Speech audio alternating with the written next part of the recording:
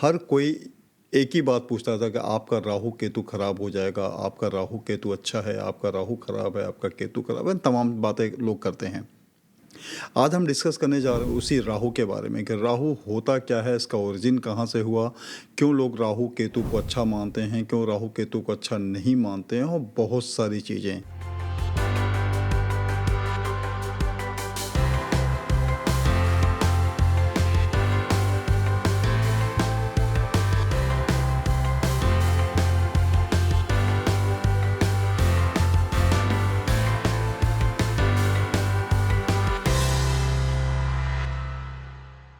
Hi, this is Dr. Anil Khare. I'm a professional neurologist and Vastu consultant based in Dubai. Our offices are located in Dubai, Abu Dhabi, Bahrain, Oman, Qatar, India, London and various other parts of the world.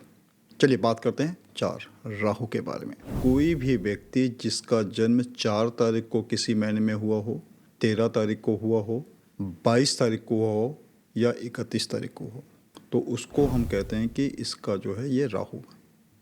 Rahu की कहानी क्या है? सबसे पहले हम कहानी से शुरुआत करते हैं कि राहु होता क्या है, क्यों लोग राहु राहु राहु राहु राहु बोला करते हैं। राहु की एक कहानी है, स्टोरी ऑफ समुद्र मंथन। समुद्र मंथन की कहानी है राहु की।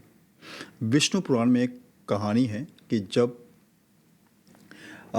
अमृत की खोज की जा रही थी, जब समुद्र मंथन किया जा रहा था, तो उसमें से उसका उद्देश्य था उससे अमृत को निकालना। जब समुद्र मंथन में अमृत को निकाला गया तो भगवान विष्णु जो है उन्होंने मोहिनी का रूप लिया और जितने भी देवता थे वहाँ पर उन्होंने सबको अपने हाथों से अमृत देना शुरू किया। तो देते देते उनको पता चला कि एक राक्षस जिसको असुर कहा जाता है, जिसको डेमन में इंग्लिश में कहा जाता है, वो भी उसमें सम्मिलित हो गया और गलती से उसने भी अमृत पी लिया। भगवान विष्णु को ये बात पता चला तो उन्होंने उस असुर का गर्दन काट दिया। तो गर्दन काटने के बाद क्या हुआ कि गर्दन का ऊपरी पार्ट जो है उसको राहु कहा गया और जो निचला धड़ बचा उसको केतु कहा गया। तो एक ऐसी कहानी विष्णु पुराण में मिलती है जिसका हमने आपके साथ जिक्र किया। तो इस तरीके से फिर मैं एक बार रिपीट करूंगा कि अगर आपका जन्म 4 तारीख को हुआ है तो भी आप राहु हैं, 13 तारीख को हुआ है तो भी राहु हैं, 22 तारीख को है तो भी राहु हैं, 31 तारीख को है तो भी राहु हैं। लेकिन अब इस बात को आपको कोई नहीं बताएगा कि 4 तारीख में जो राहु का जो प्रभाव होता है दूसरा होता है, 13 तारीख में दूसरा होता है, 22 में दूसरा होता है। 22 एक ऐसा नंबर है जिसको मास्टर नंबर भी कहा जाता है। इस बारे में हम चर्चा करेंगे, इस बारे में मैंने वीडियो बनाई है, आप देख सकते हैं उसको। और 31 तारीख को दूसरा होता है। लेकिन एक कॉमन जो स्ट्रेंथ और पॉजिटिव पॉइंट्स और नेगेटिव पॉइंट्स हैं राहु के, उस बारे में हम थोड़ा सा आपसे चर्चा करना चाहेंगे। पॉजिटिव कॉमन चीज़ें क्या हैं राहु के बारे में, चाहे वो 4 तारीख हो, 13 तारीख हो, 22 तारीख हो, 31 तारीख हो, कभी भी क्या पॉजिटिव चीज़ें हैं। नंबर 1, अगर कोई भी व्यक्ति इन 4 डेट में कभी भी पैदा हुआ है तो इस बात की गारंटी है कि वो हाईली इंटेलिजेंट होगा, बहुत तेज़ होंगे वो। दूसरा, वो इमेजिनेशन के बियॉन्ड सोचते हैं, आउट ऑफ द बॉक्स सोचते हैं, ये उनकी कला होती है। फ्यूचरिस्टिक होते हैं, भविष्य के बारे में बहुत दूर दूर तक सोच लेते हैं क्योंकि सर होता है उनके पास। तो बहुत ऐसी ऐसी चीज़ें सोच सकते हैं क्योंकि हम, आप और साधारण मनुष्य नहीं सोच सकता है। काफ़ी हार्ड वर्किंग होते हैं, काफ़ी हार्ड वर्किंग होते हैं। अपनी इनकी ज़िंदगी में समस्याएं बहुत ज़्यादा होती हैं। अपने इनिशियल डेज में जब 16, 17, 18, 19, 20, 25 साल तक, 30 साल तक इनको बहुत कष्ट होता है, ये बहुत स्ट्रगल करते हैं, लेकिन बाद में ये बहुत सक्सेस होते हैं। और इनका स्ट्रॉन्ग कम्युनिकेशन होता है, बातचीत में बहुत ज़्यादा अच्छे होते हैं, किसी से भी बात कर लेते हैं, किसी से डरते नहीं हैं, थोड़े से एब्यूजिव भी होते हैं, देखा गया है। उसके बाद ये फैक्ट ओरिएंटेड होते हैं। फैक्ट ओरिएंटेड का मतलब कि जो ज़रूरत है उसी बारे में बात करेंगे, विथ लॉजिक बात करते हैं, बिना मतलब की बात नहीं करते हैं, ये वो इधर उधर की बातें वो नहीं करते हैं, टू द पॉइंट बात करते हैं, बहुत ज़्यादा स्ट्रेट फॉरवर्ड होते हैं। डिबेट्स में बहुत ही अच्छे होते हैं। अगर 4 लोग हैं उसमें कोई भी व्यक्ति अगर राहु का है तो आप ये समझिए कि जीतना उसी को है। उनके पास ऐसे ऐसे तर्क होते हैं कि जिसको आपको खोजने से भी नहीं मिलेगा। बहुत अच्छे स्पीकर होते हैं, बहुत अच्छे स्पीकर होते हैं, गेम चेंजर होते हैं।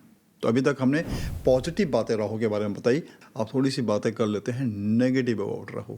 नेगेटिव उतना ज़्यादा ख़राब नहीं होता, लेकिन फिर भी बात करते हैं। ये बहुत ज़्यादा काम करते हैं, जबकि मैंने आपको बताया बहुत ज़्यादा काम करते हैं, वेरी हार्ड वर्किंग पीपल, लेकिन उनको उस हिसाब से एप्रिसिएशन नहीं मिलता है। इनको लोगों के ऊपर ये बहुत कम यकीन कर पाते हैं। ये कोशिश करते हैं कि अपना काम खुद करें, क्योंकि उसमें आइडियलिज्म ये खोजते हैं। हर काम में ये चाहते हैं कि इनका आइडियल काम हो, सही तरीके से काम हो, इसलिए लोगों पर बहुत कम विश्वास कर पाते हैं। और अगर विश्वास करते हैं तो कुछ भी उनके लिए कर देंगे। ये अपने परिवार के साथ, अपने दोस्तों के साथ, फ्रेंड्स के साथ अपने जो इमोशंस हैं उसको पूरी तरीके से शेयर नहीं करते हैं। कोई भी इमोशन, कोई भी ऐसी बात जो कि इनको लोगों से बतानी चाहिए लेकिन ये नहीं बताते हैं। बहुत लिमिटेड, 50%, 60%, इवन के पत्नी से, पति से नहीं बताते हैं, दोस्तों से नहीं बताते हैं। ये फेलियर का इनको बहुत फियर होता है।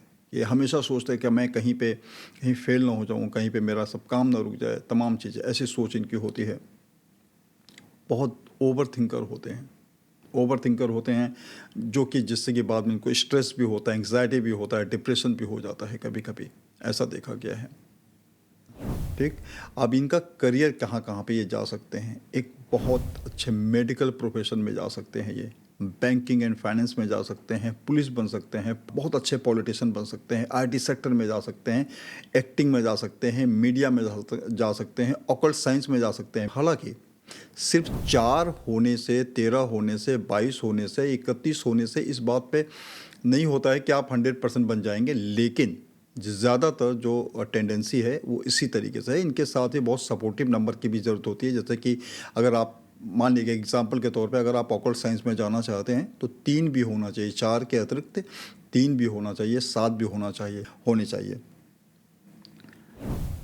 हेल्थ कंसर्न क्या होता है इनका, क्या क्या इनके प्रॉब्लम होते हैं। रिस्पिरेटरी सिस्टम में इनके प्रॉब्लम हो सकती है, स्किन रिलेटेड कुछ प्रॉब्लम हो सकती है, इम्यूनिटी की प्रॉब्लम होती है, जैसे इनका एज बढ़ता जाता है इम्यून सिस्टम इनका थोड़ा सा कम अच्छा होता है, मेंटल स्ट्रेस हो सकता है, इनको डिप्रेशन हो सकता है, एंग्जाइटी हो सकता है। इस तरीके से प्रॉब्लम इनमें खासकर देखा गया है जिनका डेट ऑफ बर्थ 4 तारीख को, 13 तारीख को, 22 तारीख को, 31 तारीख को होता है, तो उनको इस तरीके से हेल्थ कंसर्न भी हो सकते हैं।